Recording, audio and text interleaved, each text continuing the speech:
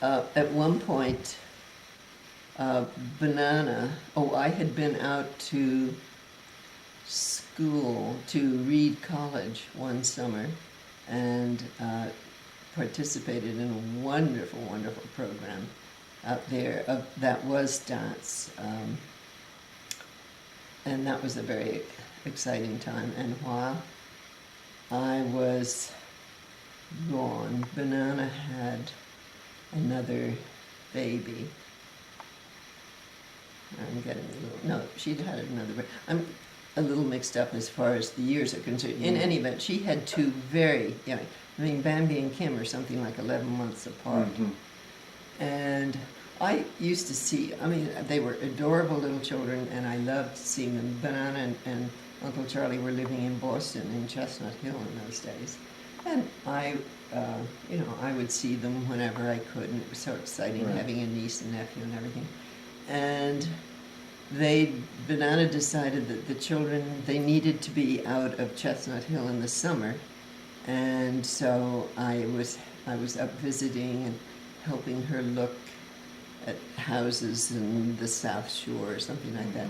And then all of a sudden she said, well, we found a place on the Cape. And because she had these two little bitty kids, and I was still in contact trying to arrange things about the course of study and everything in Alaska, I went up to the Cape to help her move in. And that's probably the end of my story. Because one day, right after I got there, into the kitchen of Shorp Cottage, where the two of us were trying to prepare the crust for a blueberry pie, the landlord walked in. And the rest, as we say, is history. And he was wearing a t-shirt and bare feet, or what? His toes were coming right out of his shoes. He didn't have bare feet. Okay. He had shorts on and his toes sticking out of his shoes. And he took this thing that we'd measured with eyedropper. It said, 3 drops of ice water or something like that. We were being so careful, and it was such a mess, and we're totally hopeless. And he scooped it all together and held it under the faucet. And Banana and I were totally horrified. We'd been so careful. And of course, he'd turned out a wonderful pie crust.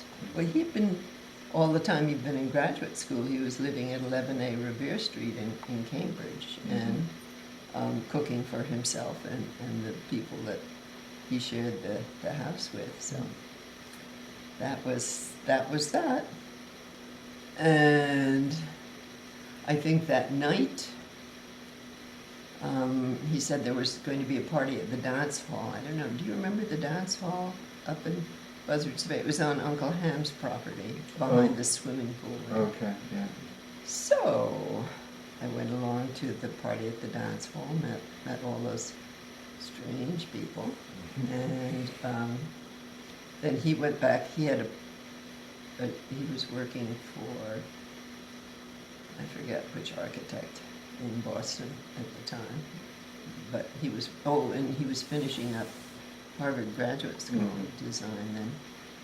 And so he came back the next weekend. So roughly what would the date be? What year was this? It was after the war, so 48? 50, it was either 1950 or 51. The terrible thing is that neither Dad and I could remember the year that we were married. And I think the wrong number he had engraved on a punch bowl that's down in the basement. Anyway, he came back the next weekend, and... So you went to the dance with him? Well, the dance hall was where the party was. Yeah. And... did you dance with him that I don't think they were even dancing. It was just sort of a party in the dance hall. And at Uncle Ham's house. And then the next weekend he came back, and I don't know, I think we all had a big barbecue or beach picnic or something like that. And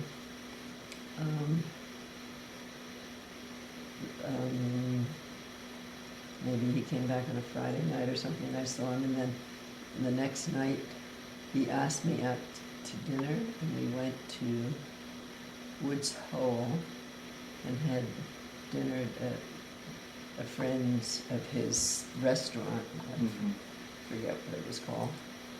And I remember thinking, oh, such a pity. He's just such an interesting person and so nice.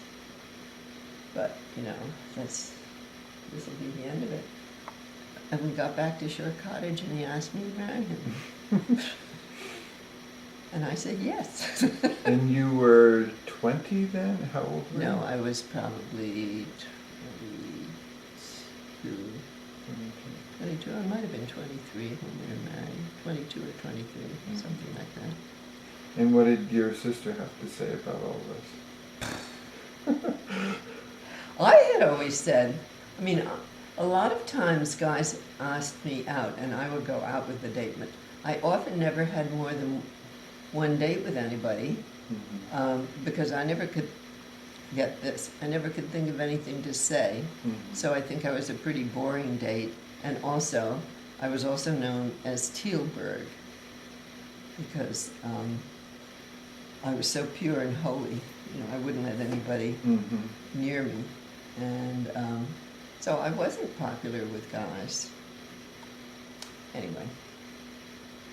So that's my life story. I think That's a good start, isn't it? And so, where do you remember exactly where Dad proposed? You know, were you? Yes, we were sitting in the car parked at Shore Cottage. I was about to go in, and he was staying over in the little house with Uncle Matt. And did you say yes right away, or you say I'll think about it, or? I don't think I said yes right away. I think we talked a little bit about it. I'd heard, he'd told me a few really unusual things about his family. And then within a few weeks or so, Nana and Grandpa and my mother and father came up to the Cape, and I was such a dumb, stupid brat. I introduced Dad to them by saying, and here's the man I'm going to marry. And of course they'd never heard that there was any guy around or anything else. And, you know, and then of course it turned out that Daddy had well remembered all the scandal that Granddad had been involved in and all the... Oh, because it had been in the papers. Oh my God. Papers, magazine articles, all kinds of things. No, heavy duty, heavy duty. Well, you have seen some of those, haven't you? Yeah. There's a lot of stuff that's very unkind, very cruel, and very ununderstanding. Yeah.